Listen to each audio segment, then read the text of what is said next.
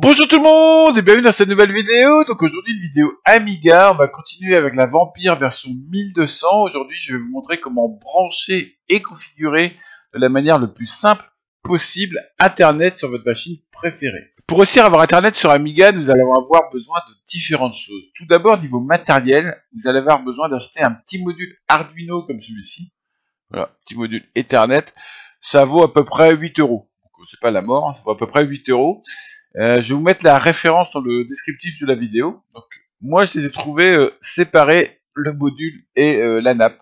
Voilà, je les ai pas trouvés ensemble, j'ai acheté ça sur eBay.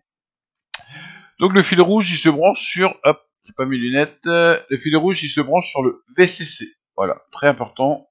Le fil rouge de ce côté-là, donc sur le VCC. Parce que là, il n'y a pas de détrompeur. De l'autre côté, on branche sur la Vampire, donc sur la prise Ethernet. Et là, bien sûr, il y a un détrompeur, vous ne pouvez pas vous tromper. Donc, première étape, c'est acheter ceci, vous le branchez, et là, vous mettez un câble Ethernet dessus.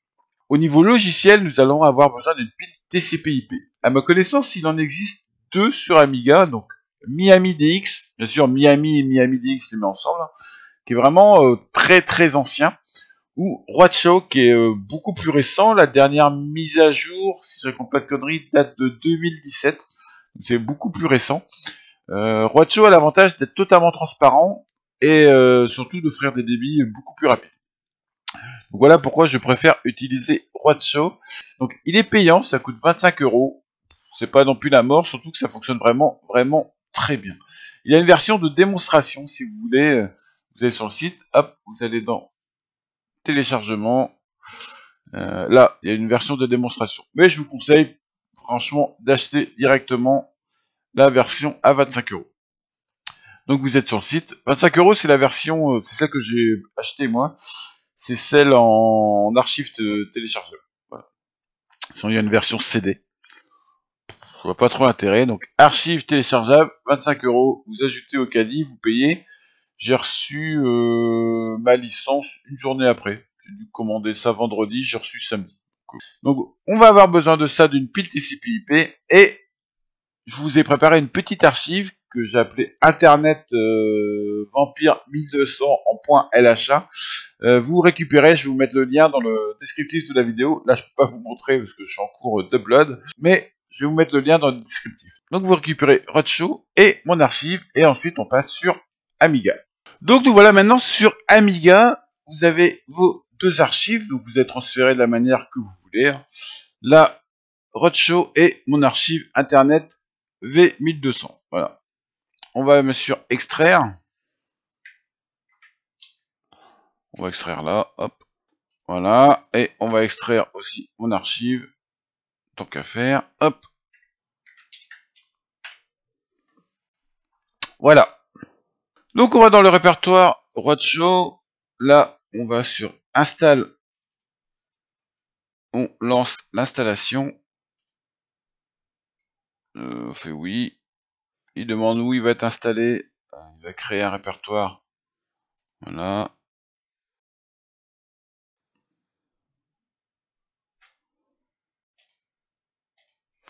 Voilà, c'est installé. Ensuite, on va dans mon archive. Si vous voyez pas les fichiers, vous faites bien sûr afficher, montrer tous les fichiers que j'ai pas mis d'icône.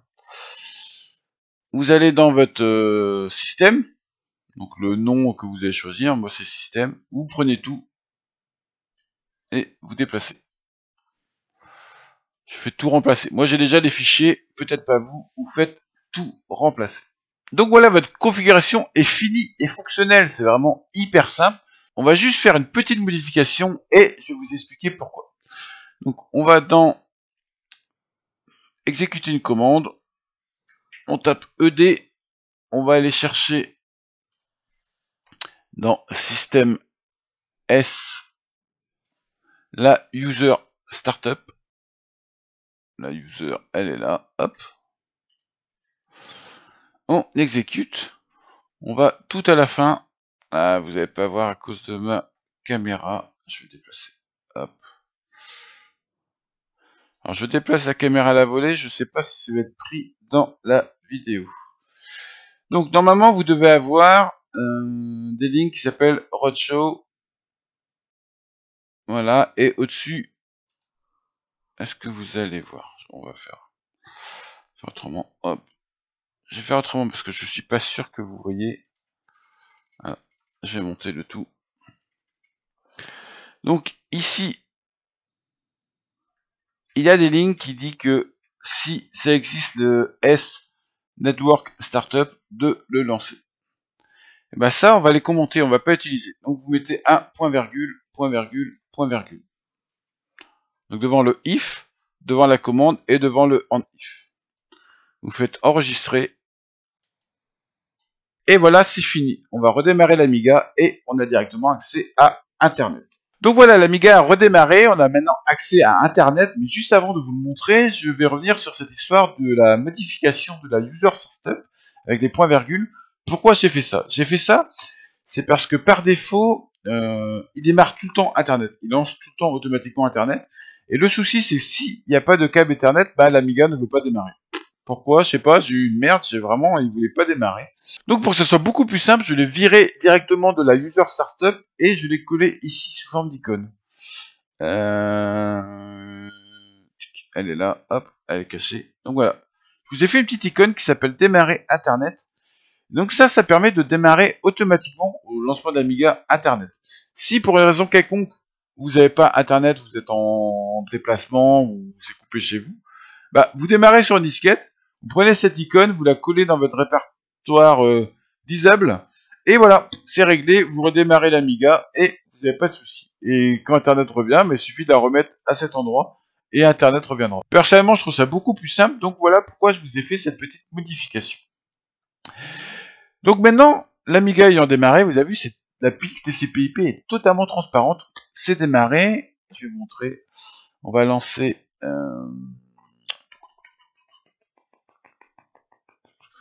c'est iBros, donc c'est la version 2.5.3, je l'ai pas encore acheté.